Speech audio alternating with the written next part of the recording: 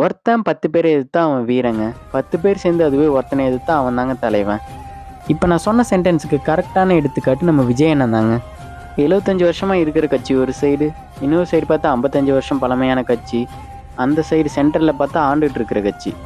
இவங்க எல்லாரையும் தாண்டி தான் மக்களோட 100% ஆதரவோட நம்ம ஆக்டர் விஜய் அண்ணன், தப்பா சொல்லிட்டேங்க, சிஎம் ஆஃப் தமிழ்நாடு விஜய் அண்ணன் ஜெயிச்சிருக்காரு. ஸ்டேட்லேருந்து சென்ட்ரல் வரைக்கும் விஜய் அண்ணன் மேலே அவதூறு சொல்லாத ஆளுங்களே கிடையாதுங்க. நீங்கள் நல்லா விஜய் அண்ணனை கவனிச்சிங்கன்னா அதுக்கு எல்லாமே சைலண்டாக தாங்க இருந்திருப்பார். எந்த ரிப்ளையும் கொடுத்துருக்க மாட்டார், எந்த ஜஸ்டிஃபிகேஷனும் கொடுத்துருக்க மாட்டார்.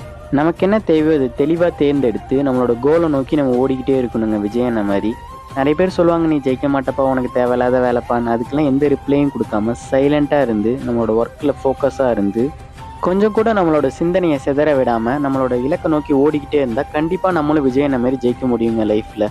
இந்த டைமில் ஒருத்தங்களுக்கு நம்ம நன்றி சொல்லியே ஆகணும். யாருன்னு தானே கேட்குறீங்க? நம்ம தமிழ் மக்களுக்கு தாங்க. தனக்கு என்ன தேவையோ அதை தேர்ந்தெடுத்துக்காங்க கரெக்டாக இந்த டைம். கேஜிஎஃப்னு ஒரு படம் இருக்குல்லங்க, அது ஒரு கற்பனையான கதை அப்படின்னு சொல்லுவாங்க. ஆனால் அது உண்மையாயிடுச்சுங்க இப்போ லைஃப்பில். உண்மையான ராக்கி நம்ம விஜய் அண்ணன் தாங்க. அவரோட கேஜிஎஃப் நம்ம தமிழ்நாடு. அந்த கேஜிஎஃப்ல அந்த மக்கள் தான் நம்ம தமிழ் மக்கள்.